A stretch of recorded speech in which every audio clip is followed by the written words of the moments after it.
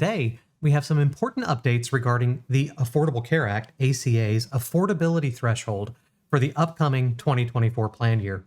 If you're an employer or an HR professional, you want to listen closely to what's coming up because it's a big change. Good morning, ladies and gentlemen. Welcome back to another episode of the People Processes podcast. I'm your host, Rami Alijil. Before we dive in, quick shout out to everyone to like, subscribe, ring the notification bell, all those things, whatever platform you on.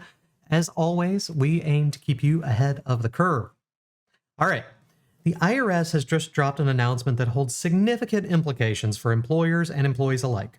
On August 23, 2023, the IRS revealed that the ACA Affordable Threshold is set for a change. Here's the deal. The affordability threshold will be adjusted to 8.39% for the 2024 plan reduction. That's a reduction from the 9.12 we saw in 2023, the 9.5 that it was when the law was put in place in 2013, the 9.8 that it was just a few years ago. 8.39% is the new number. This might seem like a small percentage change, but in the grand scheme of things, this is really big. It's very significant. So what does it mean? Let's dive in. For those new to the ACA's nuances, let me break it down. Under the ACA's Employer Shared Responsibility provision, also known as pay or play, large employers, and by that I mean those with an average of 50 full-time employees, including full-time equivalent employees from the prior year, have two main options. You either have to offer and cover the need to offer most full-time employees and their children a minimum essential, minimum value coverage that is affordable based on the employee-only level of coverage. So you offer it, and it's got to be minimum essential coverage, minimum value coverage that is affordable, or you don't offer coverage, and you wind up having to pay a penalty. The penalty's complex. Basically, it's $3,000 for each full-time employee that should have been covered, that opts for coverage on the health insurance marketplace, or $2,000 for every potentially eligible employee, whichever is greater.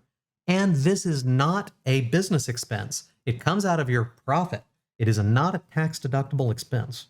So, $3,000 to $2,000 per employee in your company that's full-time, or you offer coverage to them.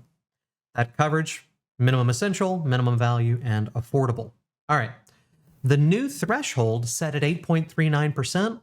What it means is that for the coverage to be considered affordable in 2024, an employee's required contribution to the plan cannot be more than 8.39% of their income. It's a much tighter margin than before, and one that requires proactive planning. If you're an employer, sit up, pay attention. This shift in affordability probably means that you need to reevaluate the health plans you're offering and adjust your contributions. It's essential to ensure that you're offering a health plan that remains compliant while still being affordable for the employees.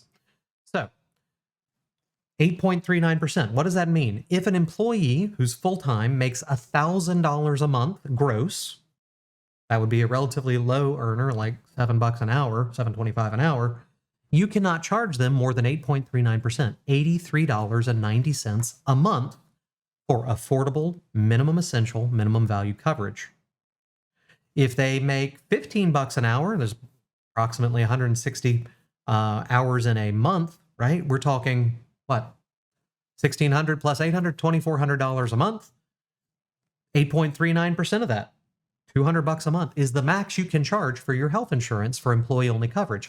Now, you can offer multiple plans. Only one of them has to meet this threshold, but one of them has to be affordable, and it has to be a minimum essential, minimum value plan. All right, HR professionals, here's what you need to do. Here's your action plan.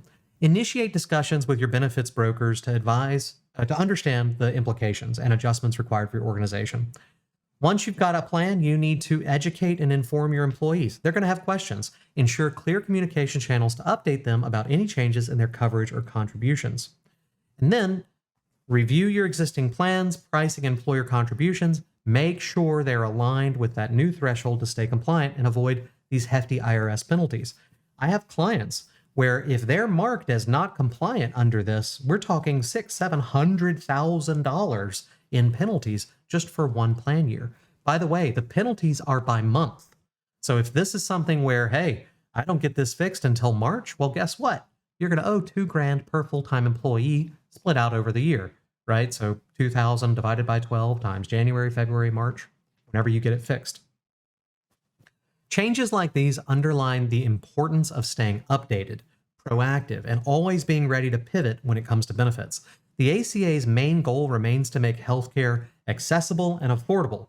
These annual adjustments might seem like curveballs, but they serve to ensure that the healthcare remains within reach for everyone. A lot of different ways you can look at that. The bottom line is this administration decided that 8.39% is affordable. Keep in mind, you may have a 10-15% increase in your costs for your company and still need to lower what the employee is paying on that minimum essential coverage. Hope that makes sense to you. All right. The landscape of healthcare and employee benefits is always changing. Staying informed and agile is key. As we wrap up today's segment, remember to revisit your strategies, keep communication lines open, and always aim for what's best for your team. If you found today's episode valuable, hit the like button, subscribe, share it with your network. For more detailed insights and resources, don't forget to check out our website, peopleprocesses.com. With the Affordable Care Act in particular, this number is going to change every year. You're going to have a conversation and a plan to make sure you are compliant.